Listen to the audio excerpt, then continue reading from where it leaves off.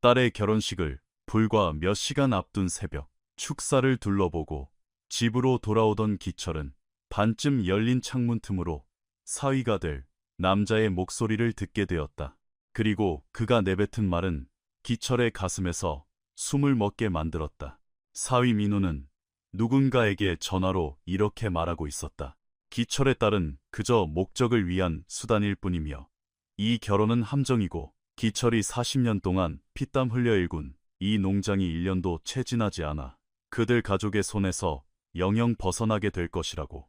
기철은 소리를 지르지도 문을 박차고 들어가지도 않았다. 그는 그저 가만히 기다렸다. 그리고 그 새벽 그가 어떤 일을 벌였는지 제단 앞에 선 그 누구도 예상하지 못했다. 기철의 청림농장은 그리 크지도 그렇다고 작지도 않았다. 딱 한 남자가 40년 가까운 세월 동안 단 하루도 쉬지 않고 월요일부터 일요일까지 뼈가 부서져라 일했을 때 건사할 수 있는 정확히 그만한 크기였다. 발기철은 62살이었다.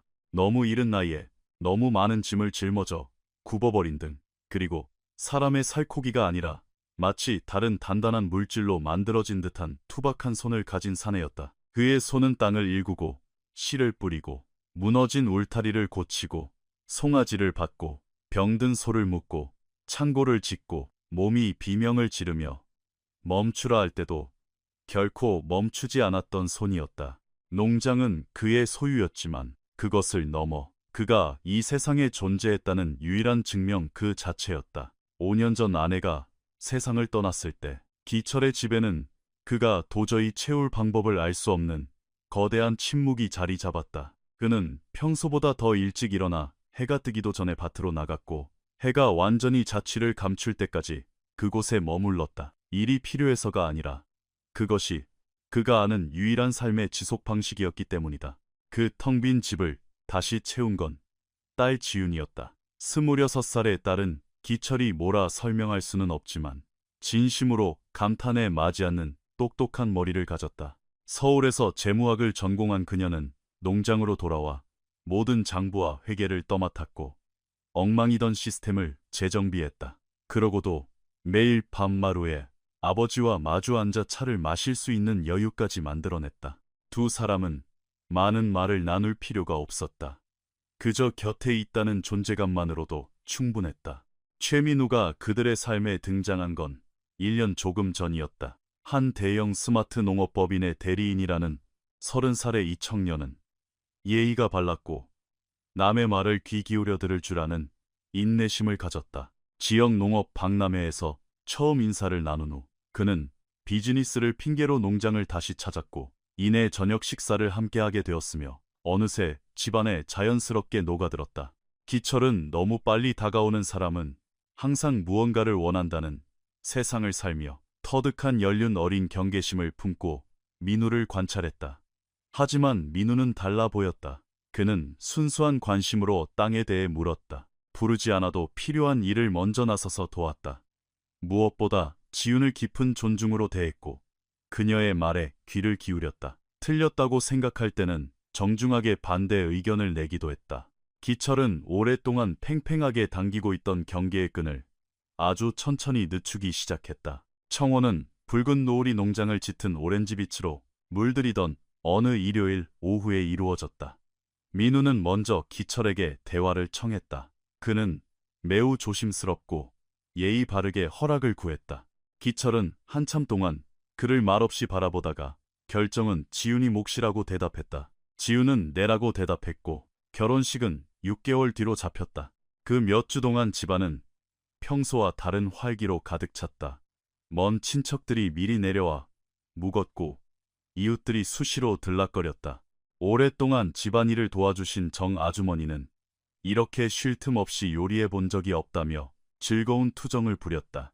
집안에는 기쁨이 있었고 기분 좋은 소음이 넘쳤다. 그리고 기철은 매일 밤 마루에 앉아 차를 마시며 이 모든 행복 속에서도 왜 자신의 마음 한구석에 있는 작고 정체 모를 불안감이 가라앉지 않는지 이해하려 애썼다. 그는 그것이 죽은 아내에 대한 그리움 탓이라 여겼다. 아내가 꼭 있어야 할 자리에 없다는 사실이 주는 상실감이라고 스스로를 다독이며 불안을 삼키고 잠자리에 들곤 했다. 하지만 결혼식 전날 새벽, 잠은 끝내 오지 않았다. 새벽 4시가 다 되어갈 무렵 기철은 억지로 잠을 청하기를 포기했다. 자리에서 일어나 끈도 묶지 않은 채 작업화를 꿰어 신고 손전등을 든 채 밖으로 나갔다. 전날부터 어미가 예민하게 굴던 새로 태어난 송아지 상태를 확인하고 싶었다. 사실 그것은 핑계에 불과했다. 농장은 그가 걷고 싶을 때면 언제나 적당한 핑계를 만들어 주었다. 공기는 차갑고 맑았으며 도심에서는 결코 볼 수 없는 별들이 밤하늘을 가득 채우고 있었다. 기철은 목초지를 지나 축사에 도착했고 얌전한 송아지와 한결 평온해진 어미소를 확인했다. 낡은 나무 기둥에 몸을 기댄 채 어린 시절부터 익숙했던 그 짙은 침묵을 잠시 들었다.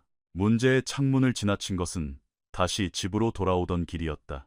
손님방은 집 뒤편, 축사와 부엌 뒷문으로 이어지는 길목에 있었다. 창문은 반쯤 열려 있었고 그 안에서 휴대전화 화면에서 나오는 옅은 불빛이 새어나왔다. 기철은 그냥 지나치려 했다. 그의 발걸음을 그 자리에 얼어붙게 만든 것은 목소리였다. 민우의 목소리였다. 차분하고 정교한. 지난 1년이 넘는 시간 동안 기철이 단 한 번도 들어본 적 없는 차가운 톤이었다. 그것은 대화가 아니라 누군가에게 지시를 내리는 자의 목소리였다. 그는 수화기 너머의 상대를 오직 회장님이라고만 불렀다. 그리고 그가 내뱉는 말들은 지난 6개월 동안 기철이 품어왔던 모든 평온한 생각들을 산산조각 내버렸다. 기철은 손에 든 손전등을 끈 채 짙은 어둠 속에 서서 미동조차 하지 못했다. 통화가 끝난 후에도 그는 한참을 그곳에 서 있었다. 이윽고 칠흑 같은 밤하늘을 올려다보며 깊은 숨을 내쉬었다.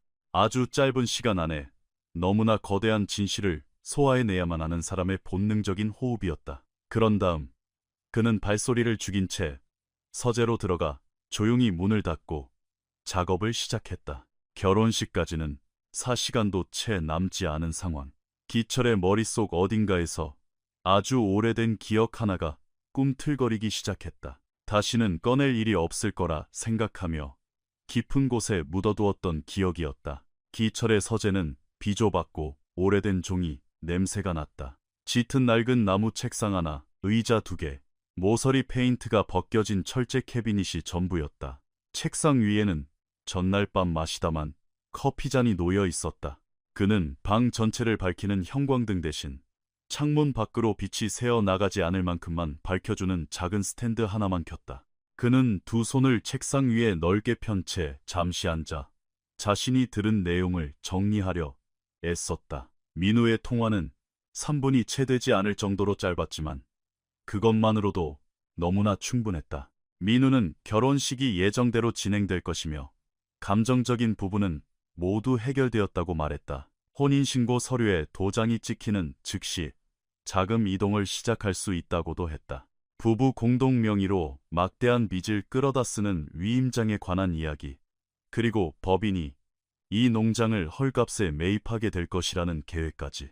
그 모든 것이 마치 평범한 업무 일정을 검토하듯 너무나 자연스럽게 뱉어졌다. 그리고 짧은 침묵 끝에 민우는 한마디를 덧붙였다. 압니다. 지윤이가 이런 꼴을 당할 이유는 없다는 거.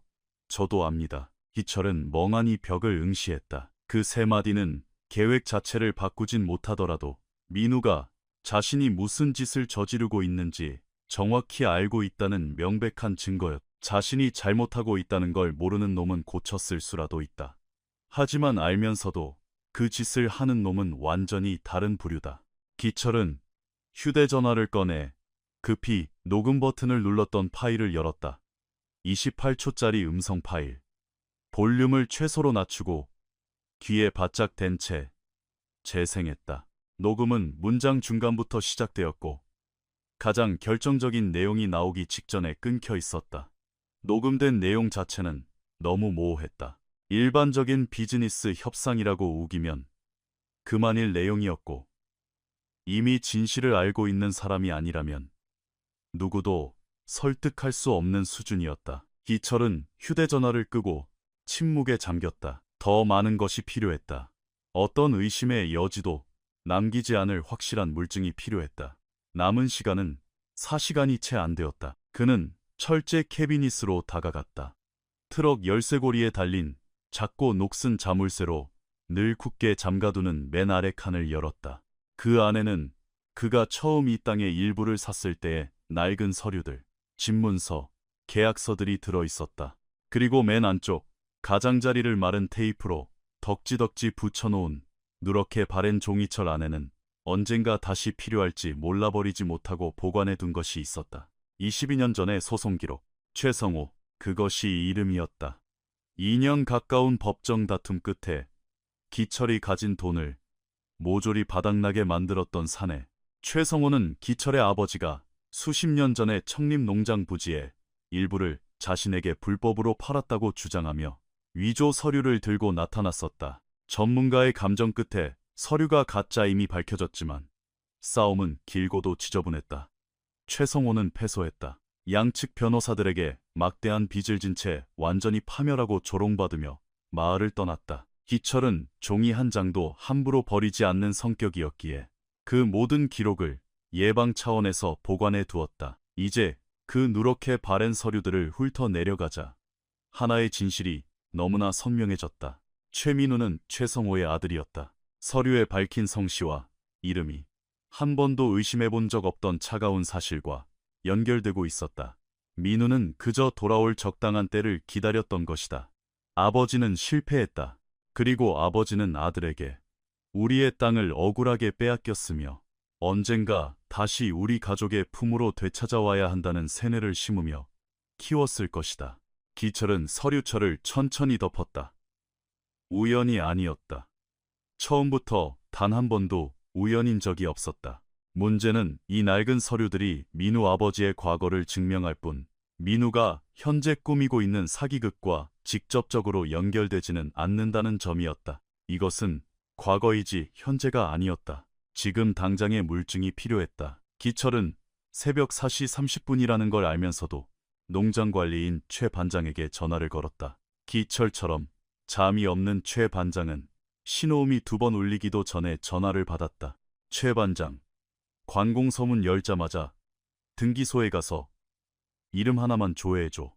최민우. 그 이름이 최근 이 지역 농지 매입이나 법인 설립에 연관된 기록이 있는지 뭐든 좋으니 싹 다 찾아봐. 수화기 너머로 짧은 침묵이 흘렀다. 오늘 지윤이 아가씨 결혼식 날 아닙니까? 형님, 알아. 그러니까 지금 전화하는 거야. 최 반장은 더 이상 묻지 않았다. 문이 열리는 즉시 등기소에 들어가겠다고 짧게 답하고 전화를 끊었다. 기철은 손을 멈추지 못한 채 낡은 서류들을 넘기며 기다렸다. 페이지를 넘길 때마다 분노가 조금씩 차올랐다. 하지만 그것은 차가운 분노였다. 소리치거나 눈물을 흘리는 분노가 아니라 철저하게 계산하고 움직이는 류의 분노. 새벽 5시 30분, 복도에서 가벼운 발소리가 들렸다. 기철에게 너무나 익숙한 발소리. 서재문이 천천히 열렸고 손에 USB 메모리를 든 지윤이 들어왔다. 그녀의 눈은 단 1분도 베개에 머리를 대지 못한 사람의 눈이었다. 급하게 틀어 올린 머리에 잠옷차림을 한 그녀의 얼굴에는 기철이 그녀가 아주 어렸을 때부터 보아왔던 특유의 표정이 서려 있었다. 절대 알고 싶지 않았던 무언가를 기어코 알아내고야 말았을 때 짓는 그 표정. 두 사람은 말없이 서로를 응시했다. 지윤이 책상 위에 USB를 내려놓았다. 그리고 그 옆에 마치 계약서처럼 보이는 출력된 종이 한 장을 함께 올려두었다. 그 사람이 집에서 같이 쓰는 공용 컴퓨터에 확인해달라고 남겨둔 폴더에서 찾았어요. 지윤은 굳이 민우의 이름을 입에 올리지 않았다. 우리 청림 농장 매매 의향서예요. 4개월 전 날짜로 찍혀있고 그 사람이 한 지주회사의 대표 자격으로 서명했어요. 기철은 서류를 내려다본 뒤 다시 딸을 바라보았다. 청혼하기 3주 전에 서명한 거네요. 지윤의 목소리는 어두운 방에서 혼자 울어야 할 시간을 이미 지나쳐 강 건너편에 도달한 사람처럼 단호했다. 서재 안에는 두 사람 모두 얼마나 흘렀는지 가늠할 수 없는 무거운 침묵이 맴돌았다. 창밖 농장은 여전히 짙은 어둠에 잠겨 있었고 새들도 아직 울지 않았다. 세상이 잠시 멈춰 있는 듯한 새벽의 틈바구니였다. 기철이 누렇게 바랜 서류철을 열어 오래된 문서를 딸 쪽으로 밀어주었다. 지윤이 그것을 읽었다. 페이지를 하나하나 넘기는데 몇 분이 걸렸다. 그리고 기철은 딸이 이 모든 사태의 전말을 온전히 깨닫는 정확한 순간을 목격했다. 지윤의 어깨가 미세하게 내려앉았고 두 눈이 1초간 굳게 감겼다 떼어졌다. 아버지와 딸, 두 사람은 각기 다른 길을 걸어갔은 새벽, 아무런 상의도 없이 같은 진실의 종착지에 도착해 있었다. 기철이 입을 열려던 찰나 지윤이 먼저 손을 들어 올렸다. 아빠가 무슨 생각하시는지 알아요. 지윤이 말했다. 하지만 그런 식으로는 안 돼요. 기철은 가만히 다음 말을 기다렸다. 아빠가 나서서 결혼식을 취소하게 두진 않을 거예요. 지윤은 매매 의향서를 다시 집어들며 기철을 쳐다보았다. 돌아가신 아내가 아주 중대한 결정을 내릴 때마다 보이던 그 지독하게 맑고 서늘한 눈빛이었다. 재단 위에서 모든 하객들이 보는 앞에서 제가 직접 할 거예요. 기철은 입을 벌렸다가 다시 다물었다. 그것은 섣부른 충동이 아니었다. 기철은 자신의 딸을 너무나 잘 알았다. 그것은 확고한 결단이자 냉혹한 처형 선고였다. 지난 몇 주간 홀로 의심을 품고 마침내 스스로 증거를 찾아내어 흘려야 할 눈물을 모두 쏟아낸 뒤 완전히 다른 사람이 되어버린 한 여성의 결정이었다. 결혼식은 3시간도 채 남지 않았다. 이제 두 사람은 앞으로 벌어질 모든 일의 세부 사항을 완벽하게 조율해야 했다. 거사가 시작되었을 때 단 한 치의 흔들림이나 오차도 있어선 안 되기 때문이다. 지우는 커피를 가지러 주방으로 갔다. 카페인이 필요해서가 아니라 서재로 돌아오기 전 잠시 숨을 고를 이분의 혼자만의 시간이 필요해서였다. 기철은 책상에 흩어진 서류들을 보며 머리를 비상하게 굴렸다. 그는 딸이 가져온 계약서를 한 줄 한 줄 꼼꼼히 읽어내려갔다. 회사 로고가 밝혀있고 인감도장이 찍혀있으며 공증 날짜까지 명시된 완벽한 진짜 서류였다. 지주회사의 이름은 CK 파트너스, 최성호와 발기철. 두 사람의 성씨를 합친 이름이라는 걸 기철은 단번에 알아챘다. 스쳐 지나가기엔 너무 작은 디테일이었지만 결코 우연일 리 없는 거대한 악이었다. 민우는 자신이 빼앗을 농장을 집어삼킬 회사 이름에 자신의 성씨와 기철의 성씨를 나란히 박아 넣은 것이다. 기철은 한참 동안 그 이름을 노려보았다. 이것은 단순한 탐욕을 넘어선 무언가였다. 분노였고 자신이 승리했다는 사실을 영원히 기록으로 남겨 스스로를 증명하고 싶어하는 병적인 집착이었다. 이런 종류의 복수심은 하루아침에 생겨나지 않는다. 오랜 세월 공들여 심어지고 길러지는 것이다. 그는 오래된 서류철을 다시 뒤져 최성호의 예전 주소가 적힌 종이를 찾았다. 200km쯤 떨어진 작은 지방도시. 22년 전 소송이 진행되었던 관할 구역이었다. 당시 기철을 대리했던 변호사가 문서, 가장자리에 휘갈겨 쓴 메모도 있었다. 피고 막대한 채무를 짐, 가족의 생계가 위태로움, 다시 돌아올 가능성 희박함. 변호사는 틀렸다. 최성호는 돌아오지 않았지만 대신 자신의 아들을 보냈다. 지훈이 두 잔의 커피를 들고 돌아와 뒤로 문을 닫았다. 책상에 커피를 내려놓고 아버지 맞은편에 앉았다. 기철은 아무 말 없이 변호사의 메모가 적힌 종이를 딸 쪽으로 밀어주었다. 지훈이 그것을 읽고 고개를 들었다. 이 땅이 원래 자기네 가족 것이라는 말을 평생 듣고 자랐겠네요. 지훈이 질문이 아닌 확신으로 말했다. 그런 모양이다. 어느 순간부터 그 말이 진짜인지 묻기를 멈추고 어떻게 뺏어올지 치밀하게 계획만 짰겠죠. 기철은 커피를 한 모금 마셨다. 집구석에서 그런 피해망상 같은 이야기를 진실이라 믿고 자란 놈은 뭐가 진짜 현실이고 자기가 뭘 원하고 있는지 그 차이를 구분하지 못하는 법이지. 지우는 잠시 침묵하더니 입을 열었다. 6주 전에 그 사람 회사 서류를 검토해 주다가 뭔가 이상한 걸 발견했어요. 수치가 안 맞더라고요. 자기가 먼저 봐달라고 부탁했으면서요. 아마 제가 눈치채지 못하게 저를 공범으로 끌어들이려던 수작이었던 것 같아요. 그녀가 짧게 숨을 골랐. 제가 눈을 똑바로 쳐다보며 직접적으로 물어봤을 때 그 사람 아주 차분하고 전문적인 용어를 써가며 해명했어요. 그리고 기가 막힌 타이밍에 자연스럽게 화제를 돌리더군요. 하마터면 깜빡 속을 뻔했어요. 하지만 넌 계속 파고들었구나. 네. 지훈이 책상 위 USB를 쳐다보았다. 어젯밤 거실 컴퓨터에 그 사람이 무심코 놔둔 폴더에서 이 계약서를 우연히 발견했어요.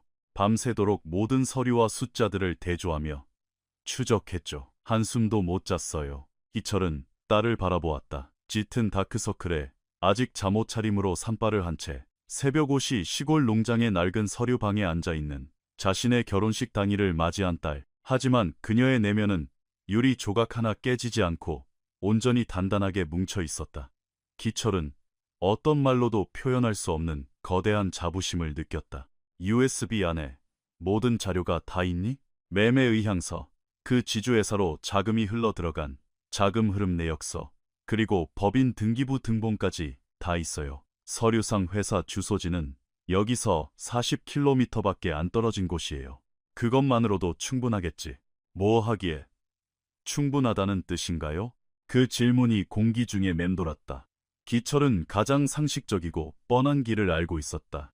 결혼식이 시작되기 전에 다 엎어버리는 것. 경찰이든 누구든 필요한 사람을 부르고 서류를 들이밀어 조용하고 깔끔하게 끝내는 것. 외부의 구설수 없이 지우는 다시 집으로 돌아가고 민우는 그가 처음 왔던 흙먼지 날리는 길을 따라 영원히 쫓겨나면 그만이었다. 하지만 딸은 안 된다고 했다. 기철이 생각하면 할수록 딸의 말이 맞았다. 조용히 끝내면 민우는 떠났다가 다른 이름, 다른 가족, 다른 농장을 찾아 다시 똑같은 짓을 저지를 것이다. 1년이 넘는 시간 동안 공들여 청혼을 하고 결혼식까지 밀어붙일 만큼 집요하게 먼 길을 온 놈이다. 밀실에서 종이 쪼가리 몇 장 내민다고 멈출 놈이 아니었다. 수치심은 만천하에 공개되었을 때 결코 아무 일도 없었던 것처럼 꾸며낼 수 없을 때 비로소 뼈에 새겨지는 법이다. 지우는 아버지보다 먼저 그 사실을 깨달았던 것이다. 무슨 말을 할지는 연습해뒀니? 기철이 물었다. 밤새도록요. 기철은 고개를 끄덕였다. 네가 그 짓을 하고 나면 그놈이 상처받을 가치조차 없는 놈이라 해도 네 마음은 찢어질 거다. 너도 알고 있겠지. 지우는 대답하기 전 아주 짧게 멈칫했다. 알아요. 하지만 어차피 아플 거라면 언제 누구 앞에서 아플지는 제가 선택할 거예요. 그때 책상 위 기철의 휴대전화가 진동했다. 최 반장이었다. 형님, 등기소문은 아직 안 열었는데 쪽에 아는 직원이 있어서 문자로 확인 좀 부탁했습니다. 형님이 주신 최민우라는 이름, 8개월 전에 설립된 CK파트너스라는 지주회사의 대표이사로 뜹니다. 기철은 지훈을 바라보았다. 그녀도 통화 내용을 들으며 굳은 표정을 짓고 있었다. 더 나온 거 있나? 최 반장? 그 법인 이름으로 이 동네 인근 농장 3군데에 매매 의향서를 걸어둔 게 추가로 나옵니다. 두 곳은 이미 가압류 절차가 진행 중이네요. 정작 농장 주인들은 아직 까맣게 모르고 있을 확률이 높습니다. 기철은 수고했다는 말과 함께 전화를 끊었다. 잠시 휴대전화를 쥔 채 멍하니 허공을 응시했다. 청림 농장만이 아니었다. 민우는 동시에 여러 곳에서 거미줄을 치고 있었다. 기철의 농장이 규모가 가장 크고 아버지의 원한 때문에 상징적인 의미가 컸겠지만 평생을 바쳐 일군 땅 위에 자신도 모르는 빚더미가 쌓여 하루아침에 쫓겨날 운명에 처한 가엾은 이웃들이 더 있었다. 최 반장님도 아시나요? 지윤이 물었다. 눈치챌 만큼은 알겠지. 지윤은 자리에서 일어나 숫자를 다루는 사람, 특유의 정교한 손놀림으로 서류들을 분류하기 시작했다. 증거 자료 하나하나를 순서대로 맞추고 지주회사, 계약서, 자금 내역서, 최성호의 이름이 적힌 옛날 소송 기록을 따로 모았다. 그리고 그 모든 것을 새롭고 깨끗한 서류철 안에 우겨 넣었다. 때가 올 때까지 이건 제가 가지고 있을게요. 지윤이 서류철을 쥐고 말했다. 기철이 시계를 보았다. 아침 6시 20분. 창밖 하늘 가장자리부터 동이 터오고 있었다. 곧 집안 사람들이 깰 것이고 하객들이 아침을 먹으러 거실로 내려올 것이다. 정 아주머니는 부엌에서 분주하게 움직이기 시작할 테고 민우는 기철이 수도 없이 보아왔던, 그러나 이제는 소름 끼치도록 역겨운 그 다정한 미소를 지으며 나타날 것이다. 앞으로 몇 시간 동안 그들이 겪어야 할 가장 큰 시련은 추가 증거를 찾는 것이 아니라 아무것도 모르는 척 연기하는 것이었다. 그리고 40년 동안 육체의 고통과 두려움, 피로를 숨기며 묵묵히 밭을 갈아온 발기철은 감정을 숨기는 법에 있어서만큼은 타의 추종을 불허하는 사내였다. 하지만 기철이 스탠드를 끄고 서재를 나서는 순간까지 머릿속을 맴도는 질문은 따로 있었다. 지우는 재단 위에서 온전히 혼자이므로 그 일을 해내겠다고 했고 기철도 동의했다. 하지만 딸이 그토록 악랄한 놈과 수많은 사람들 앞에서 피투성이가 되어 싸우는 걸 그저 방관해야 한다는 것. 그것은 기철이 62년 평생 살며 요구받은 일 중 가장 견디기 힘든 고통이었다. 정 아주머니는 6시 30분에 기철이 부엌 발판 밑에 숨겨둔 열쇠로 문을 열고 들어왔다. 언제나 그렇듯 그녀에겐 지시가 필요 없었다. 잔칫날 아침에 무엇을 해야 하는지 본능적으로 아는 사람이었다. 20분 만에 가스레인지 불이 켜졌고 구수한 된장찌개와 밥 짓는 냄새가 온 집안을 채웠다.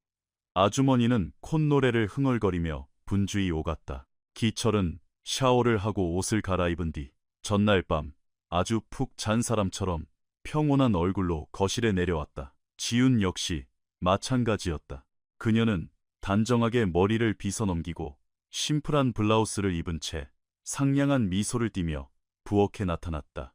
정 아주머니에게 인사를 건네고 도울 일이 없는지 묻더니 밤새도록 스프레드 시트 안에서 한 남자의 뼈와 살을 발라내던 사람이라고는 믿기지 않을 만큼 자연스럽게 커피를 받아들었다. 기철은 식탁 반대편에서 딸을 지켜보며 속으로 생각했다. 나보다 낫구나. 아침 7시가 넘어가자 첫 하객들이 거실로 모여들었다. 전날 버스를 타고 미리 내려온 지윤의 고모, 얼굴도 잘 기억나지 않는 사촌들, 그리고 주례를 서 주기로 한 지인 내외까지. 집안은 금세 사람들의 왁자지껄한 목소리와 커피향, 결혼식에 대한 질문들로 가득 찼다. 기철은 자동응답기처럼 묻는 말에 대답했다. 그래, 성당 예식은 십시야. 점심은 식이 끝나고 농장 앞마당에 출장 뷔페를 불렀어. 장식도 아주 근사하게 잘해놨고. 7시 30분 민우가 내려왔다. 깔끔하게 면도를 하고 예복을 입기 전 편안하면서도 단정한 셔츠 차림이었다. 억지로 꾸미지 않아도 방 안의 공기를 부드럽게 장악하는 그 특유의 수완 좋은 모습 그대로였다. 그는 만나는 사람마다 이름을 부르며 인사를 나눴고 정 아주머니가 건네는 커피를 진심으로 고마워하며 받은 뒤 곧바로 부엌 아일랜드 식탁에 기대어 있는 지윤에게 다가갔다. 기철은 그들에게서 시선을 떼지 않았다. 민우가 지윤의 뺨에 가볍게 키스하며 기철에겐 들리지 않을 만큼 작게 속삭였다. 지윤이 미소로 화답했다. 눈꼬리까지 닿지 않는 가짜 미소였지만 상황을 무마하기엔 충분했다. 민우는 그 미세한 차이를 눈치채지 못했거나 알아채고도 속으로 코웃음을 쳤을 것이다. 아침 시간은 거대한 폭풍이 몰아치기 전의 고요함처럼 특유의 지루하고도 팽팽한 긴장감 속에서 천천히 흘러갔다. 기철은 창고에서 화환들을 마루로 옮기는 걸 도왔고 나이든 사촌과 최근 소가 폭락에 대해 의미 없는 대화를 나누었으며 평소보다 3배는 많은 커피를 들이켰다. 겉으로는 모든 것이 완벽하게 평범했다. 하지만 속으로는 1분 1초가 목을 짓누르는 거대한 바위 같았다. 아침 8시 30분쯤 기철이 가장 우려했던 순간이 찾아왔다. 민우가 서재로 들어간 것이다. 아마 거실, 화장실에 사람이 있어 안쪽을 쓰려 했던 모양이었다. 서재문은 반쯤 열려 있었고 복도에 서 있던 기철은 문틈으로 상황을 지켜보았다. 민우는 방 한가운데서 걸음을 멈추더니 책상을 힐끗 보고는 몇 초간 가만히 서 있었다. 증거 서류가 든 파일은 당연히 없었다. 지윤이 방에 내려오기 전 자신의 침실에 꽁꽁 숨겨두었으니까. 하지만 철제 캐비닛 맨 아래 칸, 늘 굳게 잠겨있던 그 자물쇠가 풀린 채 바깥으로 아슬아슬하게 매달려 있었다. 새벽에 기철이 다급히 서류를 꺼내느라 자물쇠를 다시 채우는 것을 깜빡한 것이다. 누구도 신경 쓰지 않을 아주 사소한 디테일. 하지만 민우는 그것을 알아챘다. 기철은 그 남자의 시선이 필요 이상으로 길게 자물쇠에 머무는 것을 똑똑히 보았다. 이내 민우는 아무 일도 없었다는 듯 서재를 나와 부드럽게 문을 닫고 거실로 돌아갔다.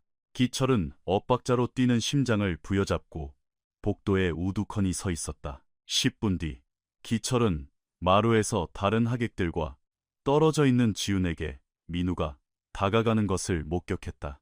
대화는 2분 남짓 이어졌다. 기철은 소리를 듣지는 못했지만 두 사람의 몸짓이 뿜어내는 언어를 읽었다. 민우는 차분하게 말하고 있었지만 아침에는 없던 어깨에 뻣뻣한 긴장감이 역력했다. 지우는 그의 말을 듣고 무언가 대답을 했고 대화 도중 가벼운 웃음까지 터뜨렸다. 민우가 돌아선 후 지우는 손에 든 종이컵을 꽉 쥔 채 허공을 응시했다. 이윽고 그녀가 고개를 돌려 기철과 시선이 마주쳤다. 기철이 말없이 눈썹을 들어 올리며 괜찮냐고 물었다. 지우는 남들이 알아채지 못할 만큼 미세하게 고개를 끄덕였다. 괜찮아요. 두 사람이 점심 연회장 테이블을 확인한다는 핑계로 마당 뒤편으로 빠져나와 아무도 없는 곳에 이르러서야 지훈이 입을 열었다. 그 사람이 USB에 대해 물어봤어요. 거실 컴퓨터에 중요한 업무 파일을 두고 온 것 같아서 식전에 잠깐 확인하고 싶은데 혹시 제가 그 파일들을 건드렸냐고 묻더라고요. 지훈은 이번 주 내내 거실 컴퓨터는 켜보지도 않았다고 천연덕스럽게 거짓말을 했다고 말했다. 그리고는 신부님과 예식 시간 확인은 잘 끝났냐며 화제를 돌려버렸다고 했다. 그놈이 믿는 눈치더냐? 기철이 낮게 물었다. 확실진 않아요. 하지만 자기가 진짜로 찔리는 게 있으니 더 이상 꼬치꼬치 캐물으면 스스로 무덤을 파는 꼴이라 그쯤에서 물러날 수밖에 없었을 거예요. 기철이 고개를 끄덕였다. 그것이 민우가 파일의 정체를 알고 있다는 사실을 들키지 않는 선에서 할 수 있는 최선의 방어였을 것이다. 민우는 입을 다물었다. 하지만 그것은 다른 의미에서 무척 위험한 신호였다. 그가 입을 다물었다는 건 대안을 계산하고 있다는 뜻이니까. 시간이 얼마나 남았죠? 지훈이 물었다. 기철이 손목시계를 내려다보았다. 1시간 20분. 지훈은 깊게 숨을 들이마셨다. 그럼 이제 신부 화장을 하러 가야겠네요. 기철은 딸이 뒷문으로 들어가는 뒷모습을 잠시 지켜보았다. 지독하게 어려운 싸움을 앞두고 마침내 운명과 화해한 전사처럼 꼿꼿한 자세였다. 그때 지윤의 고모가 옆구리에 직접 만든 조화 부케를 낀 채 어디선가 환하게 웃으며 나타났다. 신부 머리를 만져줘야 하니 조카를 얼른 데려가겠다고 호들갑을 떨었다. 아침은 다시 아무 일도 없다는 듯 세상이 궤도대로 잘 굴러가는 것처럼 흘러갔다. 기철은 잠시 마당 뒤편에 홀로 남았다. 아직 해결되지 않은 마음을 짓누르는 거대한 감정의 덩어리가 있었다. 그것은 딸에게도 감히 말하지 못한 것이었다. 딸 앞에서 약해 보일까 봐서가 아니었다. 박기철이라는 사내는 애초에 나약함이라는 언어를 배운 적이 없었기 때문이다. 그를 무겁게 짓누르는 감정은 의외로 단순했다. 지난 1년 동안 어느 순간부터인가 기철은 진심으로 민우를 아꼈다. 그저 조건 좋은 사위라서가 아니라 인간적으로 그 녀석을 좋아했다. 딸이 마침내 평생을 믿고 의지할 좋은 남자를 만났다고 생각했다. 어느 햇살 좋은 오후에는 이 넓은 잔디밭에서 뛰어놀 손주의 모습을 상상하기도 했었다. 그런데 이제 그 모든 것이 기철이 평생 짊어지고 가야 할 수치심이 되어버렸다. 치밀한 각본을 짜고 제 발로 앞문을 열고 들어온 사기꾼에게 진심으로 애정을 내어줄 만큼 철저하게 속아 넘어갔다는 늙은 아비의 수치심. 하지만 수치심은 사치였다. 그날 아침 기철에겐 그런 사치를 누릴 시간조차 없었다. 그는 집으로 돌아가 화장실에서 찬물로 세수를 했다. 거울에 비친 자신의 얼굴을 딱 2초간 응시한 뒤 식장으로 갈 양복을 차려입었다. 딸의 결혼식이 열리지 않을 거라는 걸 이미 아는 결혼식장으로 향하기 위해.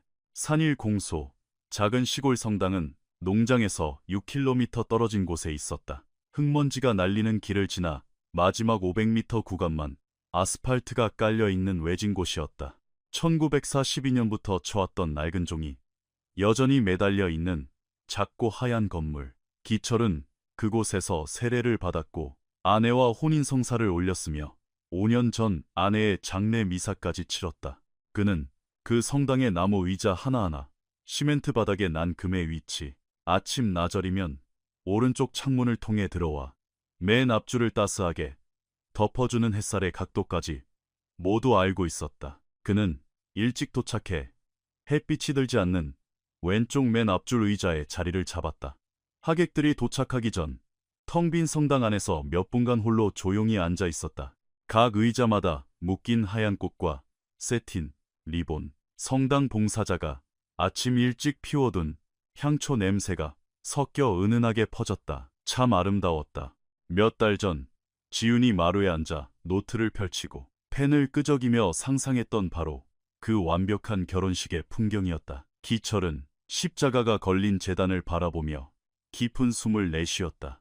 이윽고 70여 명의 하객들이 하나둘 모여들었다. 친척, 이웃, 그리고 기철이 한두 번 인사만 나누어 이름조차 기억 못하는 민우의 직장 동료 몇 명. 성당은 사람들의 말소리와 향수 냄새, 의자에서 가만히 있지 못하고 칭얼거리는 아이들의 소리로 가득 찼다. 인간적이고 지극히 정상적인. 기철이 지난 몇 달 동안 오매불망 기대했던 바로 그 장면이었다. 민우는 직장 동료라는 키가 훤칠한 들러리와 함께 옆문으로 들어왔다. 짙은 쥐색 정장을 입고 포마드를 발라 넘긴 머리, 길고 험난했던 여정의 끝에 다다른 승리자의 여유로운 자태였다. 그는 하객들과 악수와 포옹을 나누며 앞쪽으로 걸어와 기철에게 손을 내밀었다. 기철은 그 손을 맞잡았다. 그의 평생을 통틀어 가장 잡기 힘든 악수였다. 힘이 달려서가 아니라 끓어오르는 사리를 진누를 지독한 냉정함이 필요했기 때문이다. 기철은 딱 적당한 시간, 너무 길지도 짧지도 않게 그놈의 눈을 똑바로 쳐다보며 저 멀리서 오신 가족분들은 다 평안하시냐는 의례적인 인사를 건넸다. 민우는 모든 것이 완벽하다며 감사하다고 대답했다. 두 사람은 손을 놓았다. 신부님이 제의실에서 나와 제단에 섰다. 반주자가 부드러운 성가를 연주하기 시작했다. 들러리의 안내로 제단 앞에 선 민우는 예법에 따라 꼿꼿이 서서 신부를 기다렸다. 하객석에선 기대감, 어린 기분 좋은 웅성거림이 일었다. 행복한 장소에 자신이 있다는 것을 아는 사람들만이 낼 수 있는 특유의 소리였다. 기철은 양복 안주머니에 손을 넣어 그곳에 빳빳하게 접어 넣어둔 서류철의 감촉을 확인했다. 원본은 지윤이 가지고 있었지만 혹시 모를 사태에 대비해 아침 일찍 기철이 몰래 여분의 사본을 복사해 챙겨둔 것이었다. 딸과는 합의되지 않은 행동이었다. 하늘이 맑아도 언제든 비바람이 몰아칠 수 있다는 걸 본능적으로 아는 농부의 오랜 습관 같은 것이었다. 성가의 선율이 장엄하게 바뀌었다. 성당 뒤쪽에 육중한 문이 열렸다. 지윤은 아버지 대신 자신을 에스코트하겠다고 며칠을 고집 피웠던 나이, 많은 고모의 팔짱을 끼고 입장했다. 딸의 그런 선택이 기철이 맨 앞줄에서 모든 것을 통제하고 지켜볼 수 있도록 배려한 고도의 전략이었는지 아니면 그저 우연의 일치였는지는 알 수 없었다. 지윤과 관련된 일에 있어 기철은 늘 확신할 수 없었다. 지윤의 웨딩드레스는 과장되지 않고 심플했으며 새하얀 색이었다. 부케는 정 아주머니가 아침 일찍 농장들에서 꺾어 만든 소박한 들꽃 다발이었다. 지윤은 천천히 걸어 들어오며 좌우의 하객들을 향해 미소를 지었다. 그녀의 뱃속에서 펄펄 끓고 있는 분노와 배신감을 모르는 사람이 봤다면 그저 세상에서 가장 행복한 신부의 미소로 보였을 완벽한 표정이었다. 기철은 그 모습을 보며 자리에서 벌떡 일어나고 싶은 충동을 억누르기 위해 62년 평생 쌓아온 모든 이성의 무게를 쏟아부어야 했다. 제단 위에 서 있던 민우도 걸어 들어오는 지윤을 보았다. 그리고 그 순간 그의 얼굴에서 무언가 미세하게 변했다. 미소는 그대로였다. 철저히 계산되고 연습된 완벽한 미소. 하지만 두 눈의 홍채가 미세하게 수축하는 아주 찰나의 경련. 오직 먹잇감을 노려보는 기철만이 포착할 수 있는 미세한 균열이었다. 그것은 아침나절 마루에서 USB의 행방을 물었을 때 민우가 지었던 표정과 정확히 일치했다. 머릿속으로 빠르게 경우의 수를 계산하는 사기꾼의 눈빛. 지윤이 제단 앞에 도착했다. 고모는 물러나 자리에 앉았다. 신부님이 낡은 기도서를 펼쳤다. 하객들은 숨을 죽였다. 민우가 지윤을 향해 손을 내밀었다. 지윤은 그 내밀어진 손을 1초 동안 내려다보았다. 영원처럼 길게 느껴지는 1초였다. 그리고 천천히 고개를 들어 민우의 눈을 정면으로 응시했다. 기철은 민우가 자신의 운명을 직감하는 정확한 찰나를 두 눈으로 똑똑히 목격했다. 지윤의 눈빛에는 분노도 없었고 눈물도 없었다. 민우가 변명거리로 삼거나 동정심을 유발할 여지조차 주지 않는 철저한 무감정. 오직 몇 주 동안 파고들고 밤을 새워 진실을 확인한 뒤 단 한 줌의 의심조차 남겨두지 않은 자의 차갑고 투명한 냉혹함만이 서려 있었다. 그것은 이미 모든 진실을 꿰뚫고 상대의 목줄을 쥐고서 단지 밧줄을 당길 타이밍만을 기다리던 자의 눈빛이었다. 신부님이 첫마디를 내뱉기도 전에 민우의 얼굴에서 핏기가 싹 가셨다. 그는 입을 반쯤 벌렸다가 다물었다. 그 찰나의 순간 기철은 예상치 못했던 기묘한 감정을 민우의 얼굴에서 보았다. 후회였다. 그것은 상황을 되돌리거나 용서를 구하기 위한 얄팍한 후회가 아니었다. 자신이 얻고자 했던 탐욕보다 자신이 방금 영원히 잃어버린 것의 크기가 훨씬 더 거대하다는 사실을 깨달은 인간의 본능적인 헛헛함이었다. 하지만 그 감정은 하객 중 누구도 눈치채기 전에 순식간에 사라졌다. 지윤이 돌아서서 하객들을 마주 보았다. 그녀의 목소리는 떨림 하나 없이 단호했고 끊어 읽는 타이밍조차 완벽했다. 여기까지 귀한 발걸음을 해주신 모든 분께 깊은 사과의 말씀을 드립니다. 오늘 결혼식은 없습니다. 성당 안은 완벽한 정적에 휩싸였다. 공기마저 무겁게 짓눌리는 듯한 끔찍한 침묵이었다. 지윤은 부케 안쪽에 교묘하게 숨겨두었던 얇은 서류철을 꺼냈다. 맨 앞줄에 앉은 기철조차 그 순간까지 부케 속에 서류가 숨겨져 있다는 사실을 눈치채지 못했었다. 지윤은 당황해 한 발짝 뒤로 물러선 신부님의 기도서 위에 가져온 계약서를 활짝 펼쳐 올려놓았다. 그리고 다시 민우를 향해 몸을 돌렸다. 이 계약서는 당신 것이지. 당신의 개인 파일에서 찾았어. 나한테 청혼하기 정확히 3주 전에 당신이 직접 서명한 것. 당신이 실질적으로 지배하는 지주회사가 우리 청림농장을 헐값에 매입하기로 한 이면 계약서. 단 2초의 침묵. 난 정말 당신을 진심으로 믿었어. 그리고 오늘 내가 느끼는 유일한 수치심은 바로 그 사실뿐이야. 성당 맨 뒷자리에 앉아있던 민우의 일행 중 하나가 거짓말 마라 묘고함을 질렀다. 그 순간 기철이 자리에서 일어났다. 그는 아무 말도 하지 않았다. 그저 맨 앞줄에 서서 제단을 등진 채 딱 벌어진 어깨와 편안하게 늘어뜨린 두 팔로 하객석을 향해 우뚝 섰다. 40년의 고된 노동으로 굽어버린 62세의 사내. 오직 결혼식이나 장례식에만 꺼내 입는 낡은 양복을 입은 그 노인은 소리친 그 남자가 꼬리를 내리고 다시 자리에 앉을 때까지 짐승 같은 눈으로 그를 노려보았다. 다시 완벽한 정적. 민우는 여전히 제단 위에 서 있었다. 반쯤 벌어진 입, 지윤을 향해 고정된 초점 없는 눈. 몇 년 동안 치밀하게 쌓아 올렸던 그의 뱀 같은 화술은 완전히 증발해 버렸다. 그의 인생 처음으로 플랜 B가 없는 상황이 닥친 것이다. 세련되게 빠져나갈 구멍도, 전문적인 용어로 점철된 핑계도, 기가 막힌 타이밍에 화제를 돌릴 방법도 없었다. 오직 70명의 증인 앞에서 늙은 신부님의 기도서 위에 팽개쳐진 발가벗은 진실만이 존재할 뿐이었다. 민우는 단 한마디의 변명도 하지 못한 채 성당 측면 복도를 통해 빠져나갔다. 도망치듯 뛰지도 않았고 소리도 지르지 않았다. 언제나처럼 곧은 어깨와 빳빳하게 든 턱을 유지한 채 뚜벅뚜벅 걸어나갔다.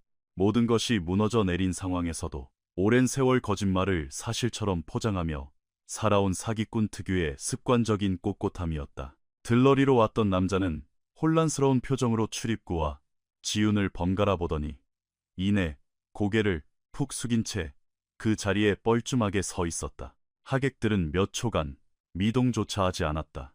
이윽고 성당 곳곳에서 웅성거리는 소리가 번지기 시작했다. 70명의 사람들이 똑같은 충격적인 장면을 목격했지만 대체 어떻게 반응해야 할지 몰라 당황할 때 터져나오는 낮고 산발적인 속삭임.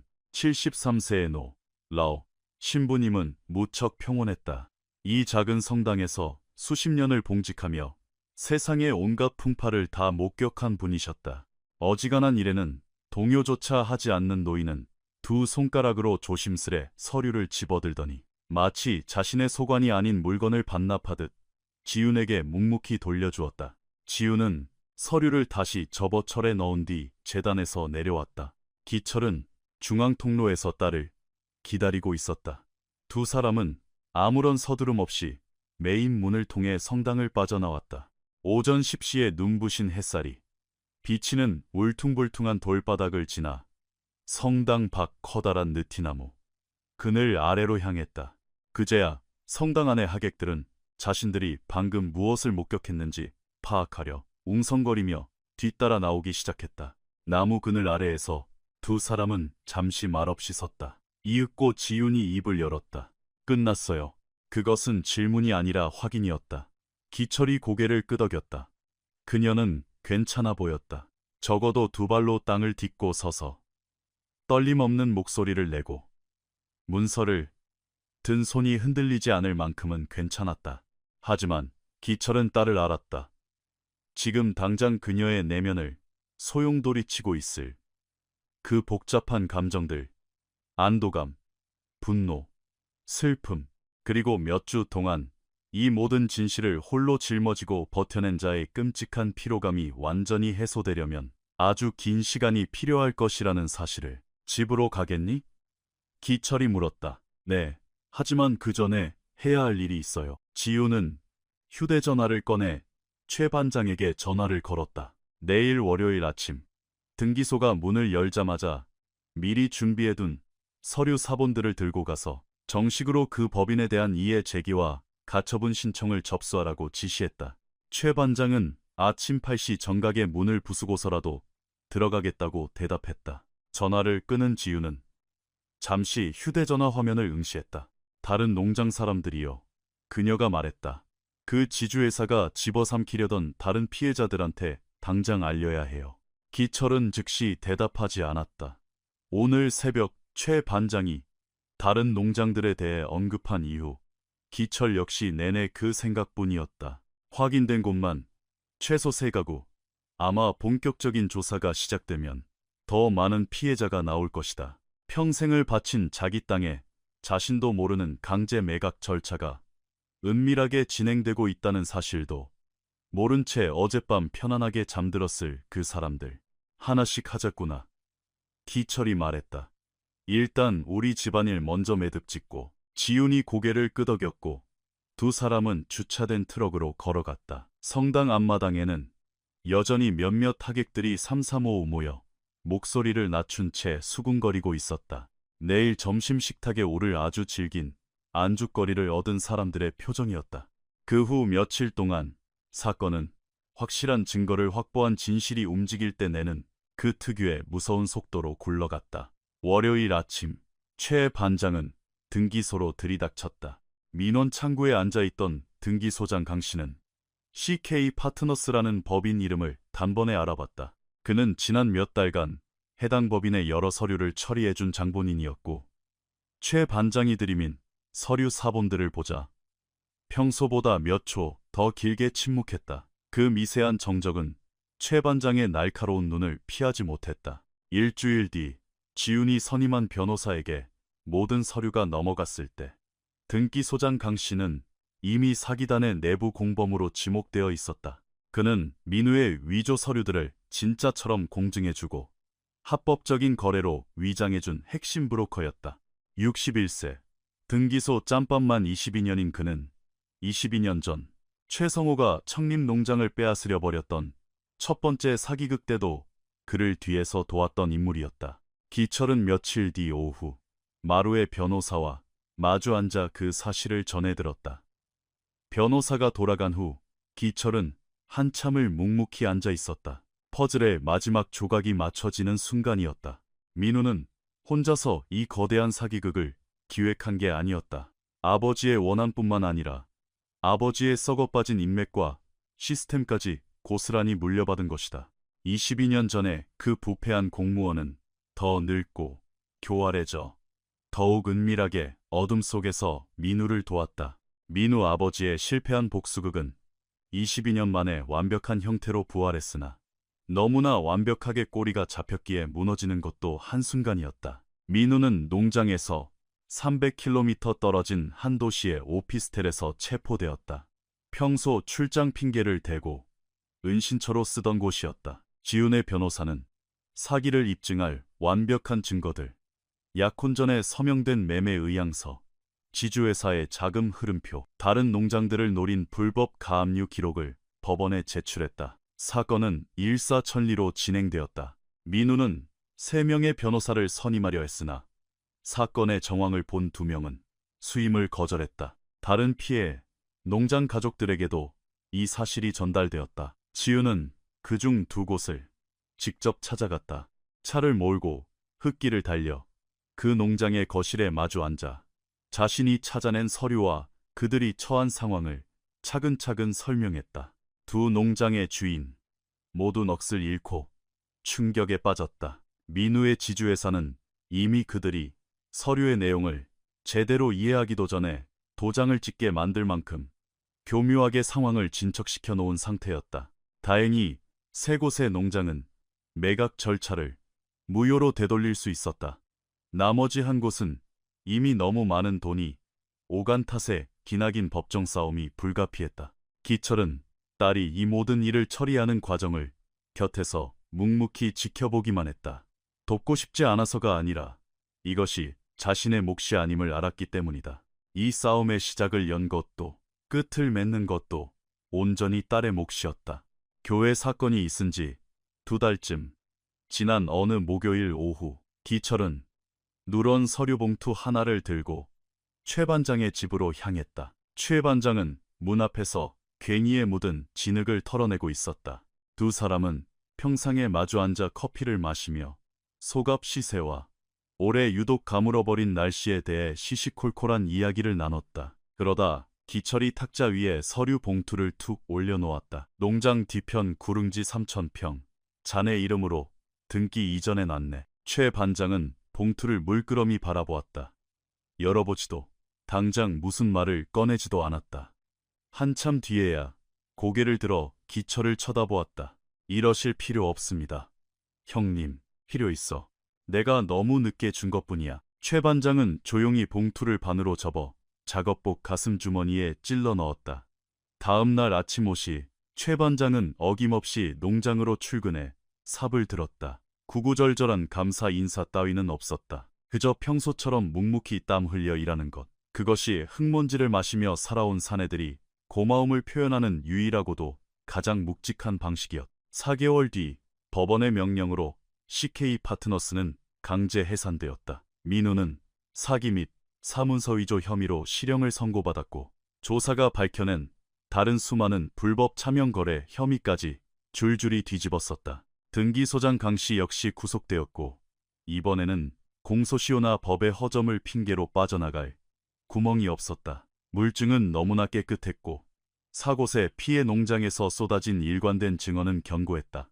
기철은 평범하게 밭을 매던 어느 늦은 오후 변호사의 전화를 통해 판결 소식을 들었다. 그는 짧게 수고했다는 인사를 남기고 전화를 끊은 뒤 다시 호미질을 시작했다. 더 이상 축배를 들 일은 없었다. 진짜 승리의 축배는 6개월 전 딸 지훈이 부캐 대신 서류철을 쥔 채 꼿꼿이 고개를 들고 성당 문을 걸어 나왔던 바로 그날 이미 마신 셈이었다.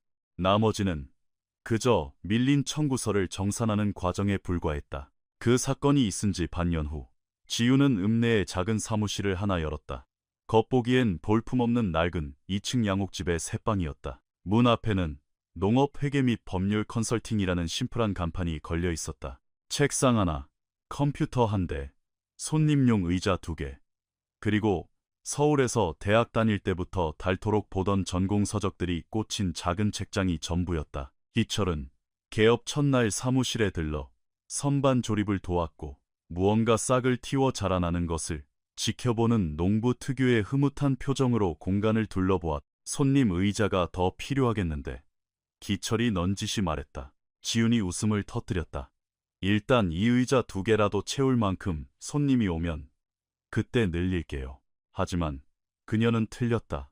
석 달도 채 되지 않아 지훈의 사무실은 인근 지역 11곳의 농가 가족들을 고객으로 맞이하고 있었다. 대부분 과거 민우의 지주회사가 피해자를 물색하던 똑같은 경로, 농업 박람회, 이장님들의 입소문, 농약사에 붙여둔 전단지를 통해 찾아온 사람들이었다. 하지만 이번에 그들을 맞이하는 사람은 지훈이었다. 그녀가 건네는 것은 기회의 탈을 쓴 함정이 아니라 흙 묻은 손으로 펜을 쥐고 도장을 찍기 전 그 종이 쪼가리가 정확히 무엇을 의미하는지 한글로 풀어서 설명해주는 서늘한 진실이었다.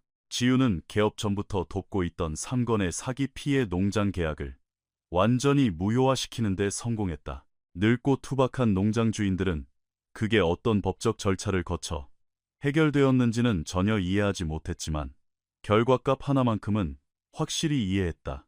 자신들의 땅을 지켜냈다는 것, 그것으로 충분했다.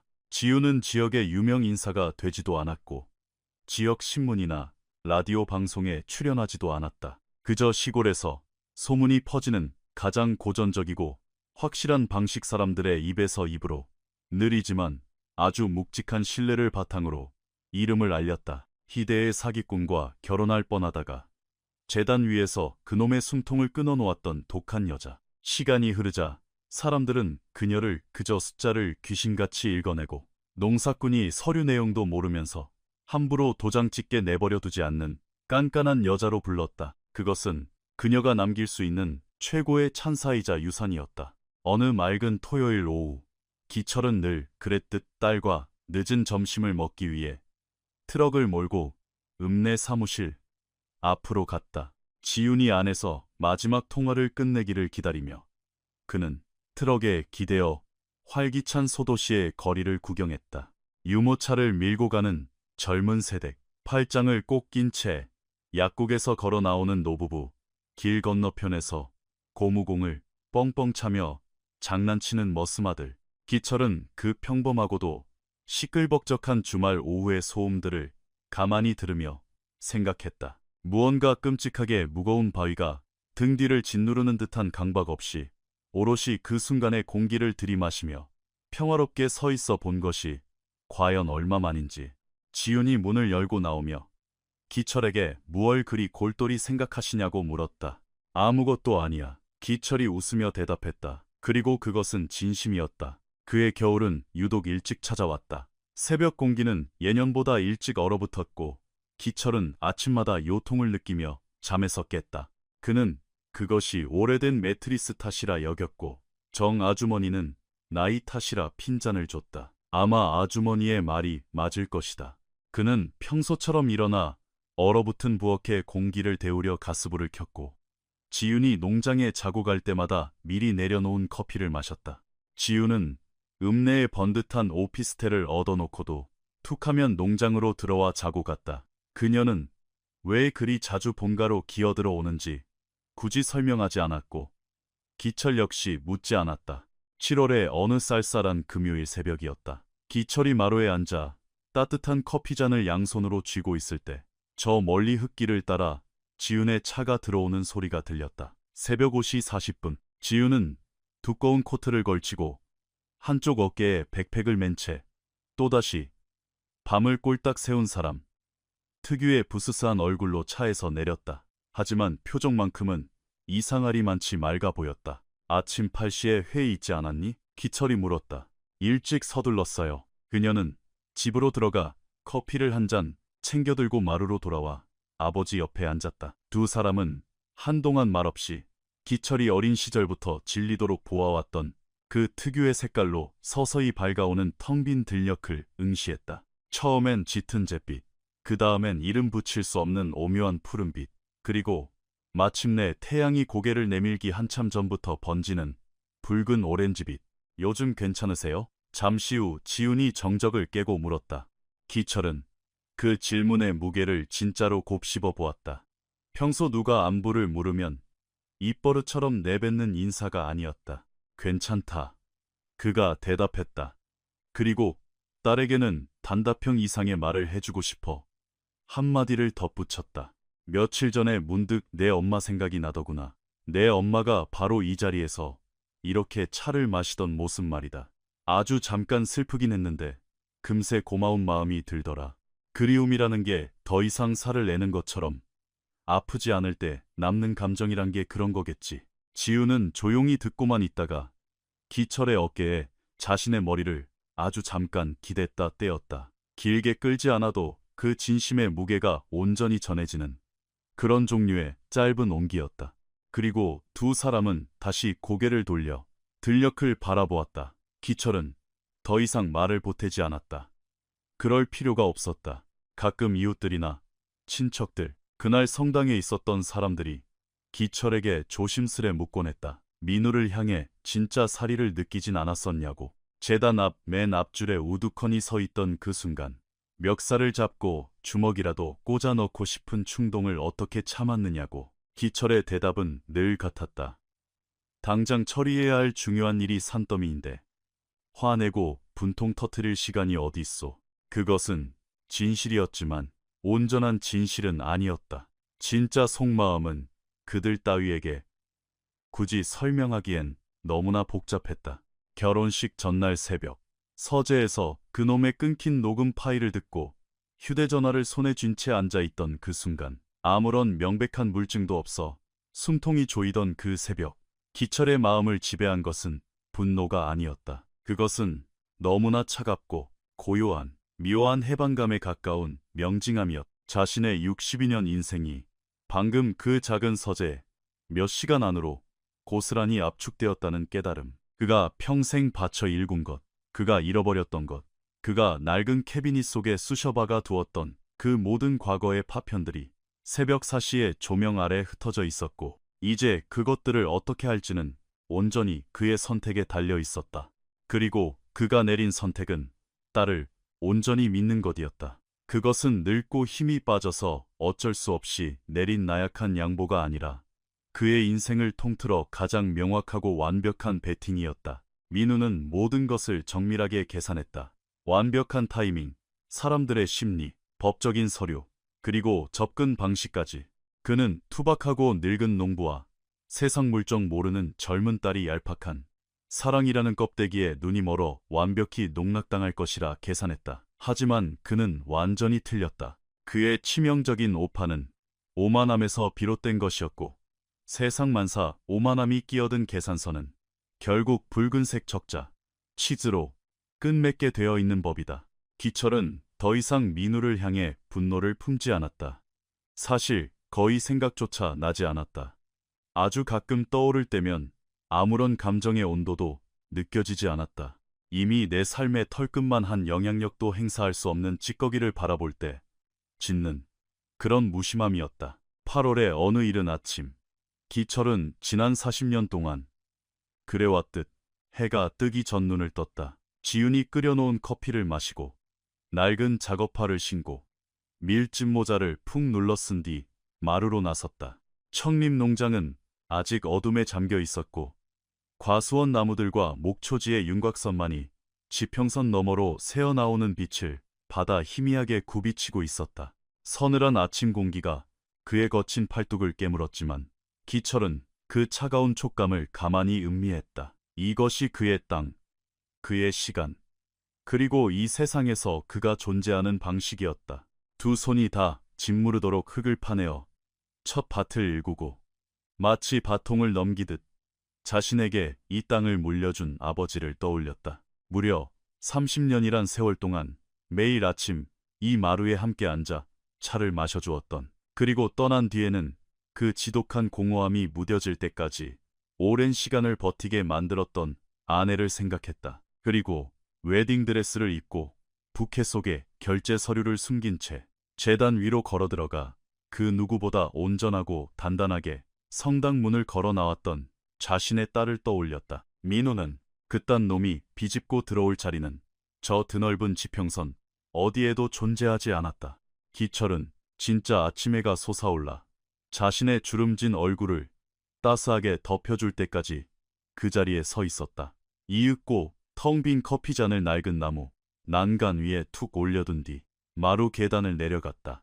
여느 때와 다름없이 매일이 그러했듯 다시 묵묵히 일하기 위하여 청림 농장의 하루는 계속되었고 그것으로 모든 것이 충분했다.